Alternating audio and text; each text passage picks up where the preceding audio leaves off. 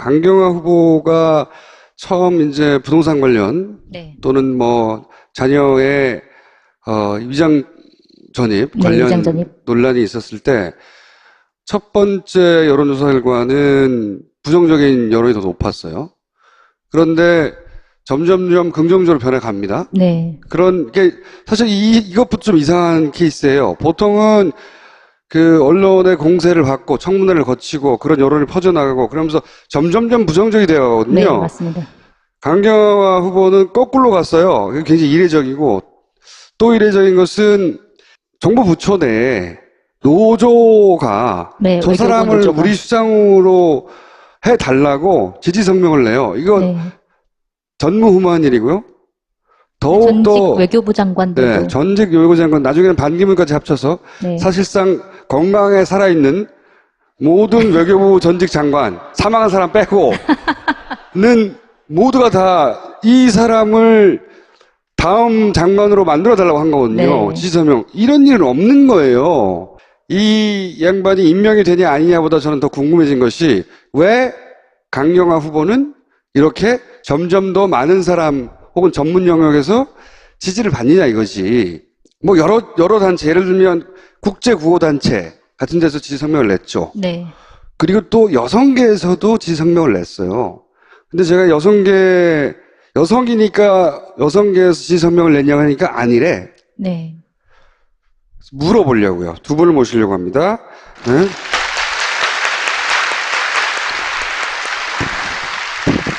안녕하십니까. 그리고 토크 컨설팅 대표 최광기 대표님 모시겠습니다.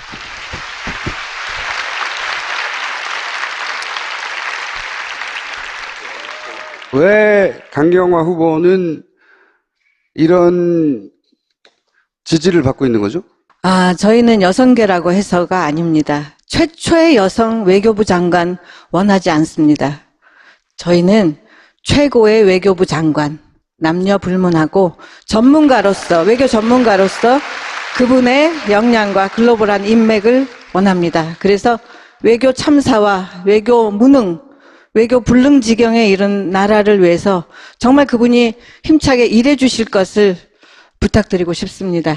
외국에서 잘 알려진 분이 단지 서울에, 한국에 비고시 출신이 아니다.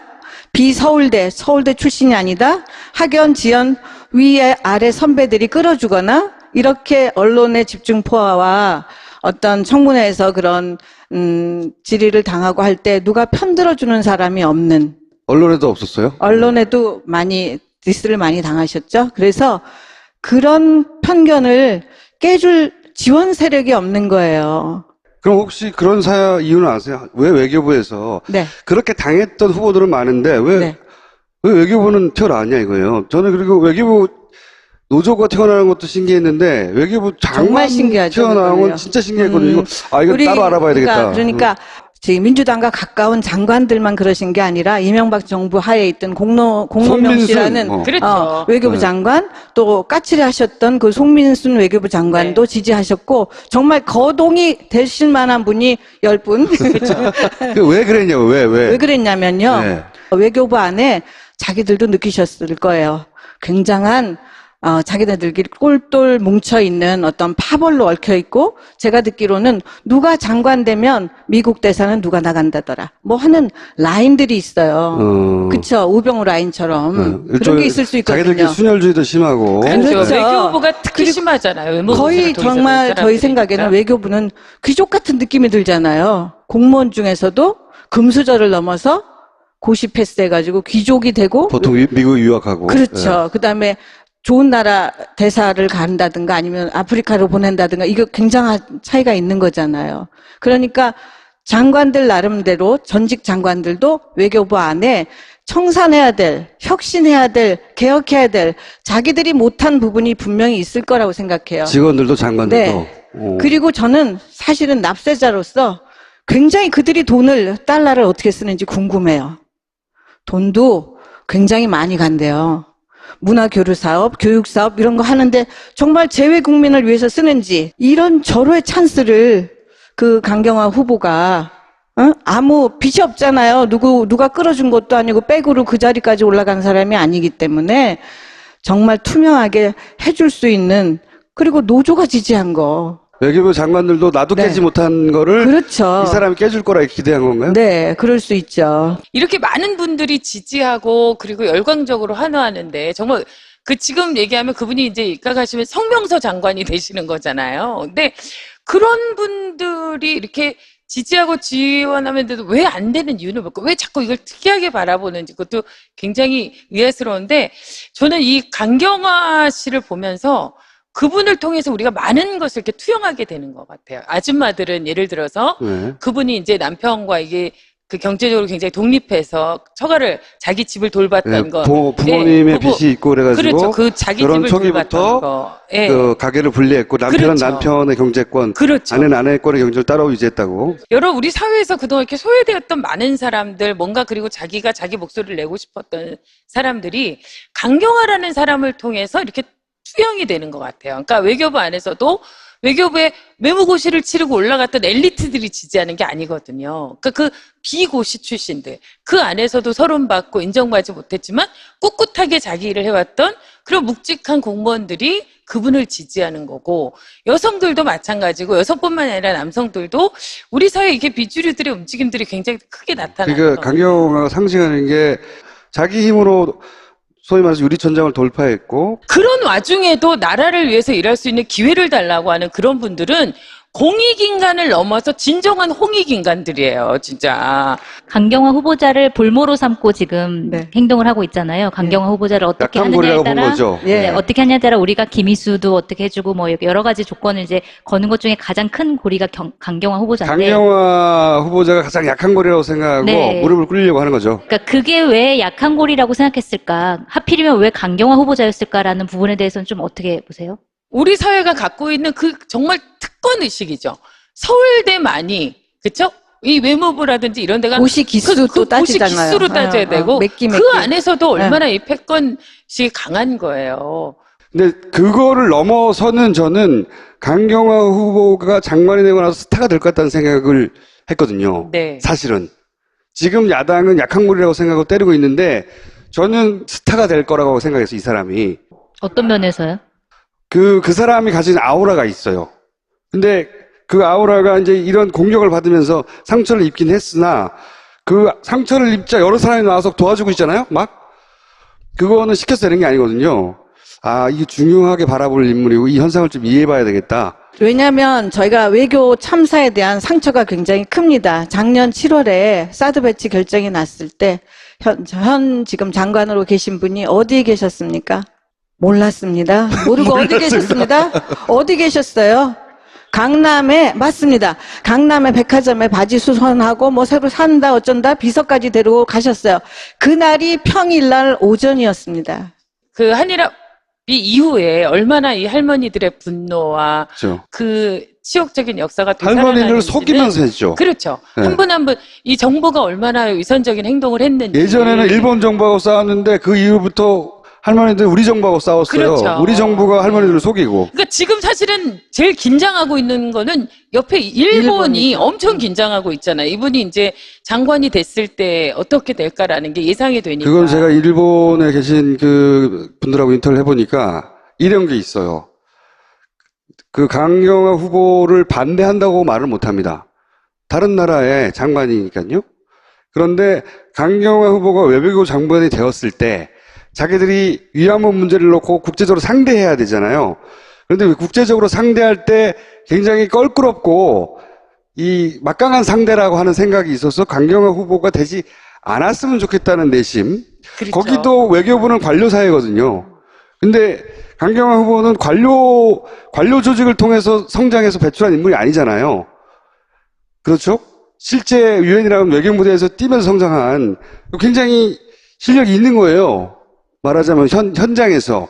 그것 때문에 그런데 위안부 문제는 정치적으로 풀리지가 않고 그 보편 인권의 문제로 그렇게 접근해서 풀어야 될 문제인데 거기 적합한 인사거든요.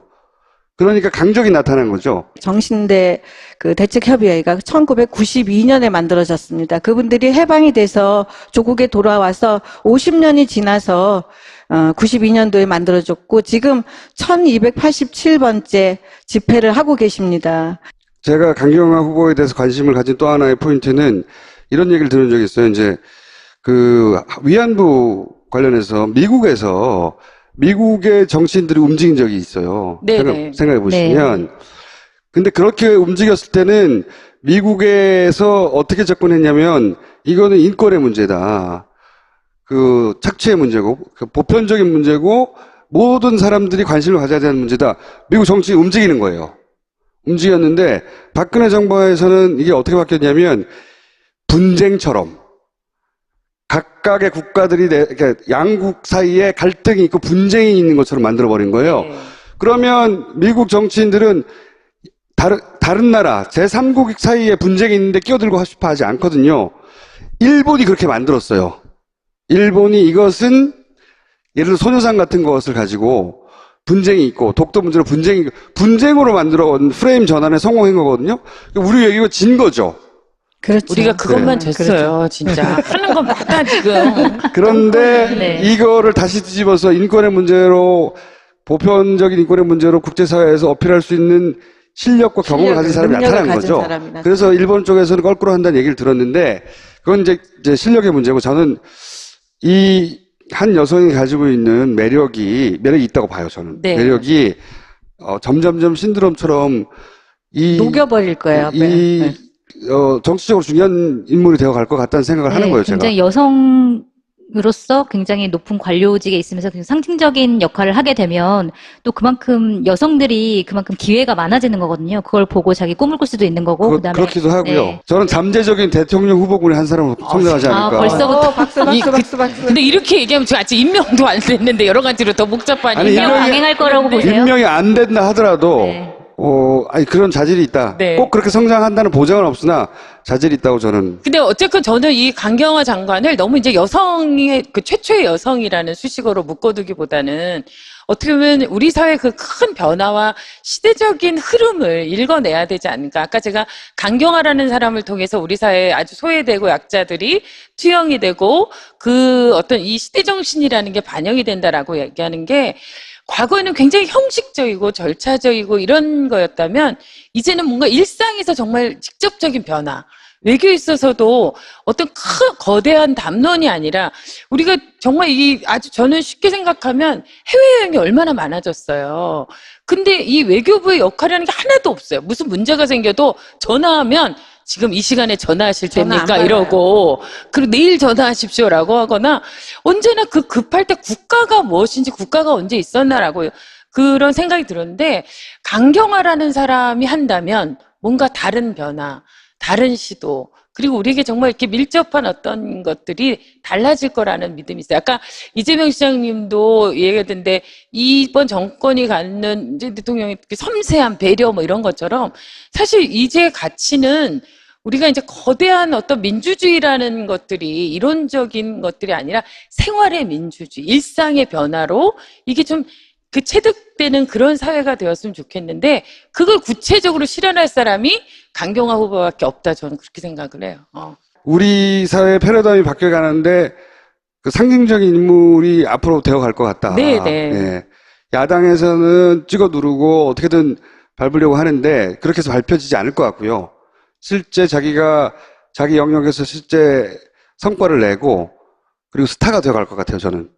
외교부 장관이 강경화 후보가 지명이 된다면 좀 안심하고 평화 체제를 구축하는데 큰 노력을 기울여 주실 수 있을 것 같아요. 안녕하십니까. 그리고 토크 컨설팅 대표 최광기 대표님 모시겠습니다.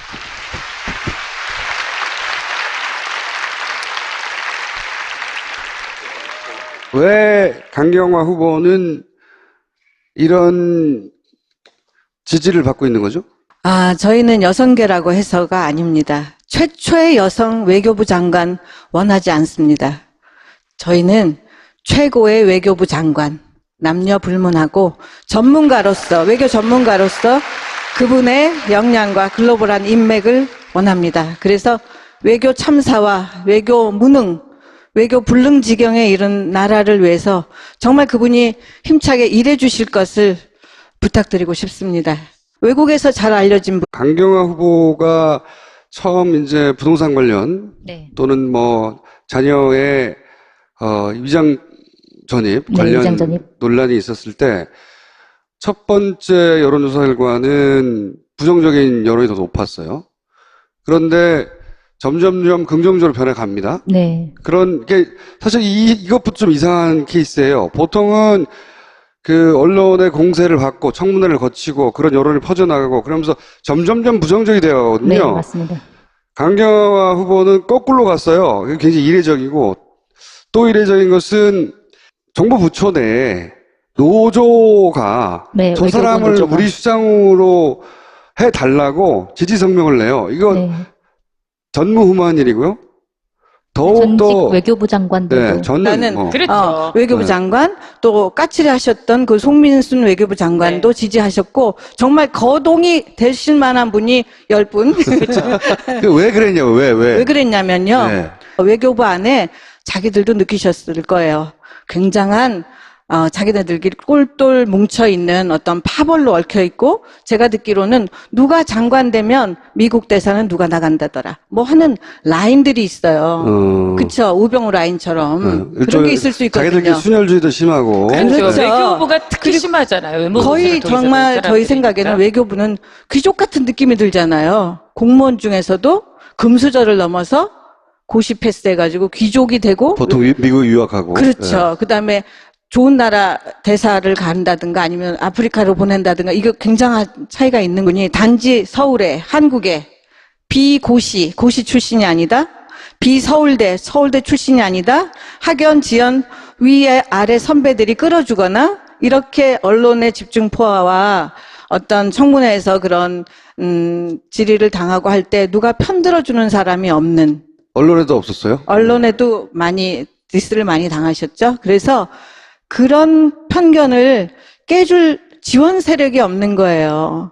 그럼 혹시 그런 이유는 아세요? 왜 외교부에서 네. 그렇게 당했던 후보들은 많은데 왜 네. 외교부는 튀어나왔냐 이거예요. 저는 그리고 외교부 노조가 튀어나오는 것도 신기했는데 외교부 장관 정말 신기하죠, 튀어나온 건 그거는요. 진짜 신기했거든요.